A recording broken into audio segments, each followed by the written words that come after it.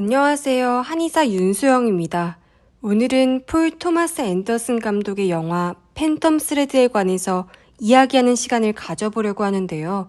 보이지 않는 시를 뜻하는 영화의 제목 팬텀 스레드가 무엇을 은유하는지에 집중하며 이야기를 해볼까 합니다. 우선 간단하게 줄거리를 살펴보면 런던 왕실과 사교계의 드레스를 만드는 의상실, 우드콕의 디자이너 레이놀즈가 있습니다. 근엄한 듯 예민해 보이는 그의 분위기, 말투.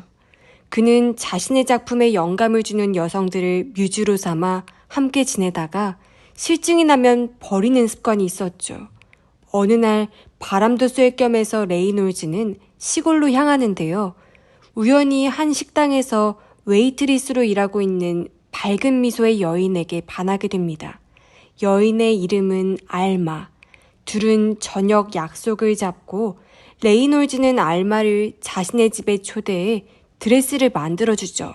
그렇게 둘은 서로 가까워져 함께 살게 되었고 여느 때처럼 그는 그녀를 새로운 연인이자 뮤즈로 삼습니다. 하지만 예민한 성격의 레이놀즈, 아주 조그만 소리에도 예민한 그는 아침 식사 자리에서 알마에게 화를 내고 알마는 그런 레이놀즈가 유난스럽다고 생각하죠. 이후로도 둘 사이의 갈등은 깊어져만 갑니다. 완벽주의인 레이놀즈는 드레스를 만드는 일에 모든 걸 쏟아붓고 며칠 동안 알아눕는 일이 종종 생겼는데 자신에게 의지하고 또 어리광 부리는 아기가 되는 그의 모습이 알마는 싫지 않습니다. 이런 반복되는 일상 속에서 레이놀즈의 사랑이 고팠던 알마는 단 둘만의 자리를 만들기 위해 레이놀즈의 누나에게 부탁하지만 서프라이즈를 싫어하는 성격의 레이놀즈, 오히려 역효과만 일어났고 그렇게 둘은 식사 자리에서 싸우게 됩니다. 이후 알마는 식재료를 찾으러 숲으로 갔다가 우연히 발견한 독버섯을 살짝 깔아 티에 넣어서 레이놀즈에게 대접하는데요. 마신 후 그 독버섯의 효과로 인해 그는 며칠을 알아눕게 되고 그렇게 힘없이 자신에게 의지하는 그의 그런 모습과 그에게 도움이 되어주는 자신의 모습에 만족감을 느낍니다. 이후로도 둘 사이의 위험천만한 사랑은 계속되고 결혼도 하게 됩니다. 결혼을 했지만 변함없이 자신만의 세계에 갇혀있는 레이놀즈와 그 세계에서 조금은 벗어나길 바라는 알마.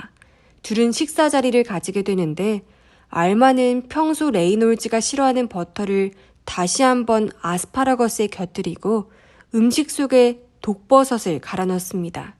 그 장면을 바라보고 있는 레이놀즈. 둘은 말 없이 서로를 마주봅니다. 음식을 삼킬지 말지 고민하는 그. 레이놀즈는 알마가 자신을 독살하려 한다는 사실을 알면서도 그녀가 준비한 음식을 삼킵니다. 그리고 키스를 나누는 두 사람. 이렇게 영화는 끝이 납니다. 정리하자면 나르시스트 기질이 다분한 자기 중심적인 예술가와 그의 영감을 불러일으키는 아름다운 뮤즈와의 관계를 통해 가학과 피학이라는 보이지 않는 사랑의 역학을 다루는 영화입니다. 극 중 각각의 인물들에 대해 살펴보면 1950년대 영국 런던, 장인 정신을 가진 의상 디자이너 레이놀즈 우드콕과 그의 모든 것을 관리하는 누나인 시릴은 상류층 유명 인사와 영국 왕실을 고객으로 거느린 성공한 사람들입니다. 귀털까지 정리하는 헤어스타일과 머리부터 발끝까지 완벽한 의상으로 하루를 시작하는 까다로운 레이놀즈. 그의 삶은 그야말로 철두철미하게 정제되어 있습니다. 또한 어린 시절 돌아가신 엄마를 잊지 못하는 레이놀즈는 누나인 시릴과 유대감이 깊고 또 누나 시릴은 레이놀즈의 모든 스케줄과 감정을 비롯해 여자 관계에까지 깊이 관여하죠. 휴가차 간 한 고향의 식당에서 만난 웨이트리스로 일하던 알마. 유약해 보이지만 강한 의지를 가진 알마는 레이놀즈의 삶에 없어서는 안 될 뮤즈이자 연인입니다. 알마는 레이놀즈의 드레스에 담긴 그의 철학을 이해하는 완벽한 뮤즈이지만 일 외에는 시간을 내주지 않는 레이놀즈에게 점차 갈증이 쌓여가게 되고 그를 변화시키려 하죠. 그녀는 말합니다. 당신과 나 사이엔 늘 사람들이 있든가 아니면 뭔가에 가로막혀 있어 라고 말이죠. 결혼 후 알마는 레이놀즈의 통제에서 점점 벗어나려 하고 자신이 원하는 삶의 방식을 강요하기 시작합니다. 자신의 계획된 삶이 자꾸 틀어지자 레이놀즈는 점점 일에 집중하지 못하지만 알마가 곁에서 멀어지는 것 역시 두려워하게 되죠. 알마는 말합니다. 난 당신이 쓰러져 주길 원해요. 힘없이 나약하게 또 무방비 상태로 내 도움만 기다리면서 그리고는 다시 강해지길 원해요. 죽진 않을 거예요. 당신이 죽고 싶어도 안 죽을 거예요. 당신은 좀 쉬어야 해요. 라고 말이죠. 남자는 자신의 세계에 여자를 넣고 싶어 하고 여자는 자신의 세계를 남자에게 넣고 싶어 합니다. 엄격하고 절제되어 있는 레이놀즈는 서서히 알마를 길들이려 하지만 종속되고 싶지 않은 알마는 사랑의 관계에 있어 힘의 평형을 되찾고자 하는 기이한 행동으로 레이놀즈를 차차 길들이기 시작합니다. 계획과 통제로 이루어진 삶이 흔들리는 레이놀즈는 점점 알마에게 의지하게 되고 그렇게 서로를 길들이는 어딘가 이상한 관계성을 띠게 된 거죠. 이 사랑의 관계성이란 게 얼마나 기묘한지 레이놀즈는 죽지 않을 만큼만 아프고 알마는 아픈 그를 위해 모든 것을 대신하면서 그의 곁에서 헌신합니다. 서로를 길들이는 그들만의 완벽한 이 사랑의 균형을 찾아낸 것이죠. 서로가 있어야만 완벽해지는 그들의 불완전한 내면을 극중 드레스처럼 치밀한 세공으로 빚어낸 폴 토마스 앤더슨의 연출이 빛나는 영화였습니다. 영화를 보는 내내 저는 내 인생을 망치러 온 나의 구원자라는 영화 아가씨의 대사가 머릿속에 맴돌았습니다. 영화 속에 보면 레이놀즈는 배가 고프다라고 말합니다. 이런 허기는 우리를 움직이게 하는 동력이 되죠. 우리는 의지, 즉 욕망이 없으면 죽은 것과 같다고 느끼는데 문제는 이 욕망이라는 놈이 만족을 모른다는 게 문제입니다. 이 욕망이 만족을 모르고 확장만을 해나가는 저주에 갇혀 자신을 통제하던 레이놀즈를 그 굴레에서 빼내고 주저앉힌 것이 바로 알마, 독버섯을 먹이는 가학이 역설적이게도 구원하는 내 인생을 망치러 온 나의 구원자라는 말이 이해가 되었던 것이죠. 레이놀즈 우드콕, 이 한 사람의 주체는 파편으로 해체되어 있습니다. 표면적으로 부각된 파편은 돌아가신 어머니에 대한 병적인 집착이지만 그 파편의 핵심은 자신의 유년에 대한 과도한 연민이죠. 재혼하는 어머니를 위해 웨딩드레스를 만들었던 레이놀즈는 자신의 어머니에게만 집착을 하는 것처럼 보이지만 그의 이야기를 자세히 들여다보면 그 내용은 어머니보다 그 자신에게 방점이 찍혀 있습니다. 자신이 얼마나 그 웨딩드레스를 열심히 만들었는지, 아무도 도와주지 않아 얼마나 힘들었는지에 대한 이야기로 가득하죠. 그렇게 레이놀즈는 그 순간을 박제하고 또 이를 매일 복귀하며 살아갑니다. 알마에게 아주 오랫동안 당신을 찾아 헤맨 느낌이에요 라고 말하는 것 또한 보통 연인들이 주고받는 사랑의 언어가 아닙니다. 자신의 어머니는 충족시켜주지 않았던 자신의 미학을 완성시켜줄 사람을 만난 것에 대한 환희에서 나온 말일 뿐이죠. 레이놀즈는 이 마음속 깊숙이 존재하는 파편들을 매우 작은 공간에 숨겨두는데요. 드레스에 솔기를 만들어 어머니의 머리칼을 넣어주기도 하고 어떤 말을 적어두는 식의 옷을 만든 주체인 자신만이 알 수 있고 그 옷을 입는 대상은 영원히 알기 힘든 은밀한 행동을 하는 것입니다. 그런데 알마는 레이놀즈가 솔기 안에 숨겨두었던 그의 가장 치명적인 파편을 발견하게 되죠. 바로 나는 저주받지 않았다 라는 문장입니다. 여기엔 레이놀즈가 누구에게도 드러내지 않은 스스로에 대한 의구심이 배어 있는데요. 박제된 시간 속에 자신을 꽁꽁 가두어 두곤 한편으론 자신이 저주받은 게 아닐까 하는 강렬한 두려움을 느끼고 있는 것입니다. 레이놀즈에게 있어 죽음은 의지, 즉 욕망이 없는 아무것도 하지 않는 상태를 뜻합니다. 즉 욕망이 있다는 것은 살아있다는 것이고 욕망이 없다는 건 죽은 것과 같죠. 쇼펜하우어는 세계는 내가 만들어낸 세계다 라고 말하며 우주의 모든 것에는 의지가 있다고 했는데요. 이것이 바로 레이놀즈가 느낀 배고픔입니다. 레이놀즈는 맹목적으로 매진하고 쟁취하고 통제하고 지배하고 또 소유하려고 했죠.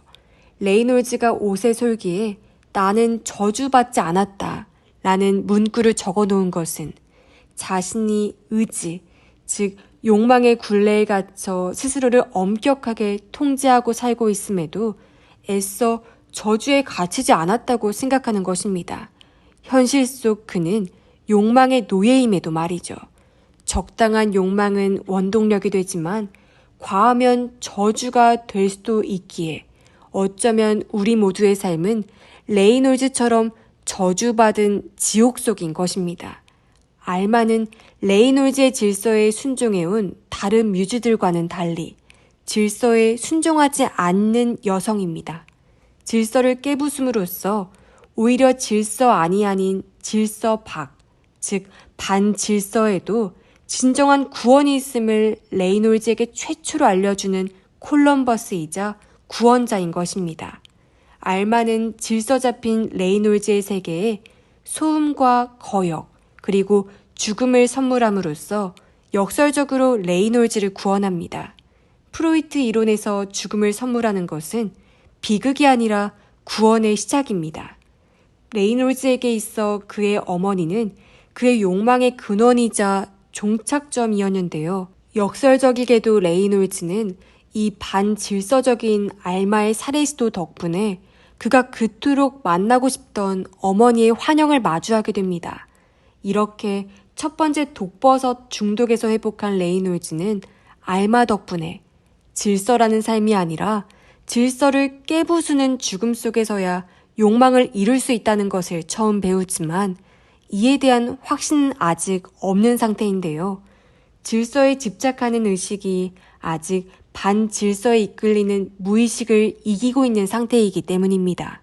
알마의 독버섯으로 인한 두 번째 중독에서 벗어난 레이놀즈는 자신을 죽게 만들고 다시 살리며 간호하는 알마를 비로소 사랑하게 되고 청혼합니다. 레이놀즈에게 몰래 독버섯을 먹여 일부러 그를 아프게 하고 그렇게 그를 눕혀놓고 옷수선을 하던 중 그 문장이 담긴 솔기를 발견했던 알마. 주저하지 않고 이 솔기를 잘라낸 것, 그리고 웨딩드레스를 입은 어머니의 환영 후 그의 시야에 나타난 것은 그녀였음을 통해 알마가 레이놀즈의 박제된 시간을 부셔버렸으며 이 자리에 자신의 시간을 채워 넣을 것임을 암시합니다. 이때부터 알마와 레이놀즈 사이의 힘의 전복은 일어났던 것이죠. 레이놀즈의 찢어진 주체는 알마를 통해 조금씩 꿈틀대기 시작합니다. 알마는 잘게 쪼개져 은밀히 솔기 안에 숨겨져 있던 그의 욕망의 파편들을 주워 담아 자신의 커다란 욕망의 세계로 이전시킵니다. 예컨대 레이놀즈가 극도로 싫어했던 새해 전야 파티가 벌어지던 곳이 바로 그곳이죠. 그동안 알마가 머무르던 레이놀즈의 의상실은 철저하게 레이놀즈의 통제 하에 있는 공간이었습니다. 그러나 이제 알마는 자신이 그를 통제할 수 있는 공간으로 그를 이끌어내었죠. 거부하는 레이놀즈를 두고 혼자 파티장에 간 알마.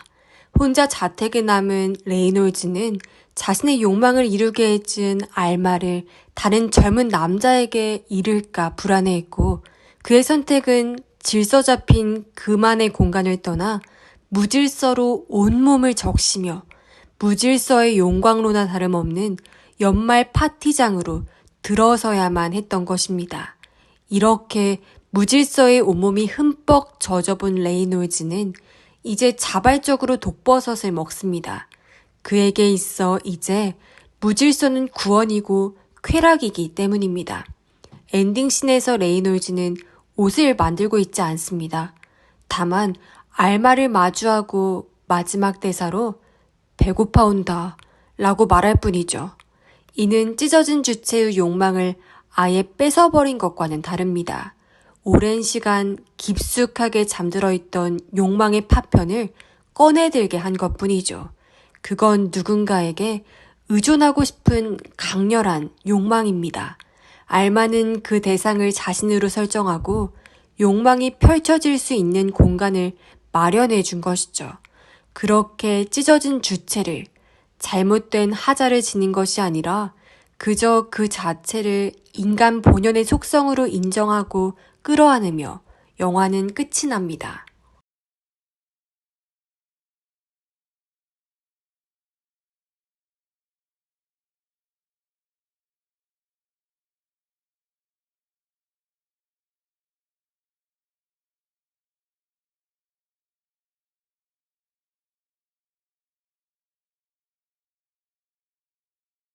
이렇게 프로이트의 욕망 이론에 따른 어려운 해석을 살펴보았는데요.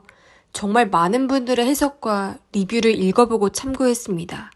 보다 직관적으로 생각하면 어쨌든 이 영화는 남녀 간의 사랑, 나아가서는 그 사랑을 확인하는 방법에 대해서 이야기하고 있다고 생각합니다. 하지만 영화의 제목인 팬텀 스레드처럼 사랑하는 이들은 마법처럼 서로가 보이지 않는 실로 연결되어 매 순간 서로를 공유하고 있으니 부디 사랑을 믿는다면 두려워하지도 조급해하지도 말라는 것을, 사랑의 연결을 끊지 않고 그 실로 함께하는 그 모든 순간을 재단한다면 누가 누구를 지배하던 혹은 지배를 받던 그것에 큰 의미를 부여할 이유는 없다는 것을 우리에게 이야기하고 있는 건 아닌가 하는 생각이 들었습니다.